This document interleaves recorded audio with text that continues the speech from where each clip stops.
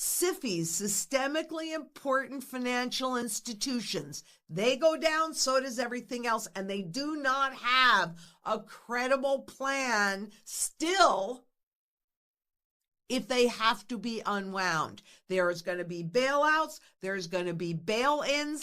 So, we've talked in the past about the Federal Reserve's stress tests, which are garbage because they're really designed to build your confidence, not really show us how safe the banks are, since so much is hidden. And of course, all the banks typically pass. They may get reprimanded, they may get warnings, but that doesn't really matter. They're on the side, the Federal Reserve is on the side of the banks. That's their job, to keep the banking system whole. So what's going on with that? We've talked in the past about the lack of, or some parts of the stress test being opaque, so that banks don't know what it is. And so guess what? They are suing the Federal Reserve over that lack of transparency in stress testing. I think this is so interesting. Let's bite the hand that feeds you, but we want to make it even easier than you've already made it for us. The board's lack of transparency results in significant and unpredictable volatility in banks' capital requirements. So what they're really saying is that we live in an ample reserve requirement where if a bank gets into trouble, this is what happens. They don't need to keep reserves for your deposits, but that's not enough. They want to use even more leverage, which means debt upon debt upon debt. Works great on the way up, but you are taking a lot more risk. And when that risk goes the other way, who's the one that loses? So they want to have more access. They want to know exactly what all those tests are so that they can make sure that they finagle things to stay within the guidelines. Since the 2008 financial crisis, banks have faced a litany of new capital requirements and tests. Don't worry, all of those requirements, well, they've been doing deregulation for a while now, but that'll speed up in the new administration, as well as their need to carry more reserves. At any rate, the bank executives such as J.P. Morgan Chase Chief Executive Jamie Dimon and Bank of America Chief Executive Brian Moynihan have said for years that the rules go too far and create new systemic risks by pushing financial activity outside of banks into less transparent markets. And what they're really referring to here is the private equity market, into those private markets that are a whole lot less regulated and take on a whole lot more leverage and a whole lot more debt. They want to be able to compete with that private equity. I'm telling you, you've got giants that are battling right now between private equity, which we talked about how they are actually the ones that are starting to dictate the rules in the banks, but banks want to compete with private equity because a lot of that business has shifted away from the banks to that private equity. Thank you for all of the money printing. U.S. Fed floats major changes to bank stress tests in light of legal rulings. Oh, the banks came at the Fed, so they're going to change it. And the Fed all but stated it intends to give the Wall Street banks the keys to the stress test, almost certainly making them largely predictable, highly gameable, and very favorable. Yeah, you think? They were already very gameable and very favorable. But here are all of the rules, so just stay within that. And you can juggle the accounting techniques. You can juggle anything you need to. It's okay to take on more risk. We're giving you the keys to the kingdom. All right. As a reminder, because this is the term that came up all the time during the financial crisis in 2007 and 2008. What is a SIFI? A SIFI is a systemically important financial institution. And what that means is that that bank that has that SIFI designation, if they fail, it's going to take the whole system down because they're so incestuously intertwined on a global basis. So let's look at that, because do you not remember that just recently we've had the banks fail the living will test? And by the way, that wasn't the first time that they failed. This is from 2016. 5 big U.S. banks, including J.P. Morgan Chase and Bank of America, have been warned by regulators to reform or face harsh sanctions after their plans to show how they could be unwound during the next financial crisis. They're not credible plans. Did they face any very harsh sanctions? No, they did not.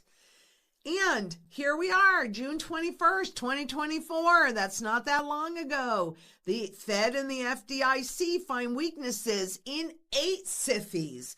SIFIs, systemically important financial institutions. They go down, so does everything else. And they do not have a credible plan still if they have to be unwound. There is going to be bailouts, there's going to be bail-ins, there'll be bail-ins first and then the bailouts. But there's really not going to be any other option. So what does that mean? Means a heck of a lot more of that. And how can you counter that? Well, let me tell you, you better have your position built, and you better be as independent and self-sufficient as you can possibly be with food, water, energy, security, barterability, wealth preservation, community, and shelter. You need to get it done. But to protect yourself and your financial health and assets, you got to have a sound money portfolio. There's not one little doubt in my mind about where we are headed into 2025. And you must understand that the reason why things aren't working the way they expect them to work is because we are at the end of this fiat money experiment. It doesn't work no matter how much more they print. There's no place left to go because officially we have 3 cents left out of the original dollar's worth of purchasing power. So what do you do when all of that purchasing power is gone? You attack principal. That's what negative rates are about. That's what's coming in. But the bail-ins, in other words, whatever you have deposited in a failing institution, you're not getting it back out. And what are the central banks doing? Well, this is through the 3rd quarter of 2024. And you can see that they are buying more gold than they ever have in history, especially since 2008, that crisis, because all they did with all that money printing was postpone the inevitable till they can get the next system in place. And what's that next system?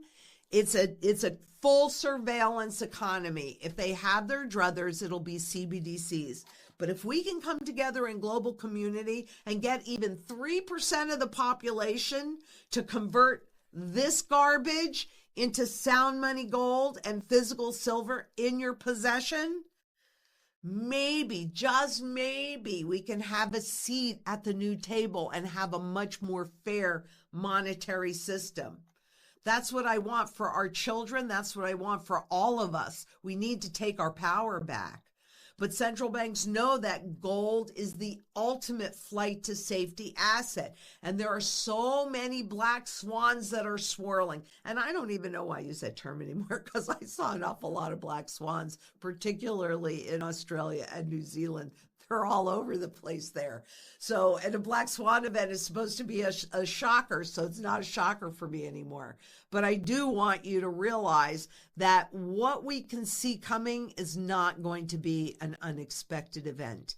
And central banks are getting into position to weather this great collapse and transition. Who knows more about what these guys are doing to the monetary system than those that are actually doing it? But let me tell you, things are changing. You need to change along with them and protect your wealth and your children's future, your future, our future. Based on Lynette Zang's discussion, here's the takeaway about the current state of financial institutions and monetary systems. The global financial landscape is teetering on the edge of a profound transformation, driven by systemic weaknesses in banking regulations and monetary policy. Major financial institutions are engaged in a complex dance of power, pushing against regulatory constraints while simultaneously seeking more flexibility in their operations.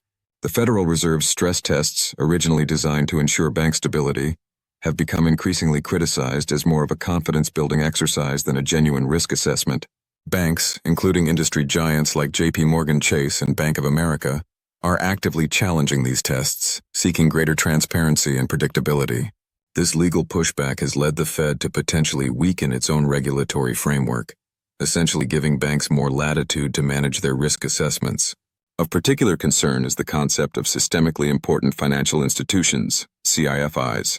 Banks so large and interconnected that their failure could trigger a widespread economic collapse. Despite repeated warnings and failed living will tests that were meant to outline how these institutions could be safely unwound during a financial crisis, little substantive change has occurred.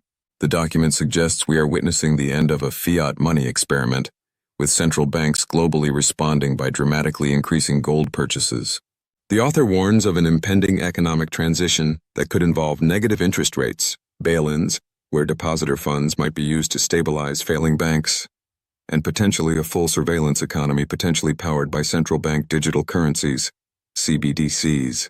The recommendation is clear. Individuals should prepare by diversifying into sound money investments like physical gold and silver, and focus on becoming as self-sufficient as possible. The goal is not just personal financial protection, but potentially influencing a more equitable monetary system for future generations. The underlying message is one of urgent preparation and awareness. Significant economic shifts are not just possible, but probable, and those who understand and adapt will be better positioned to weather the coming changes.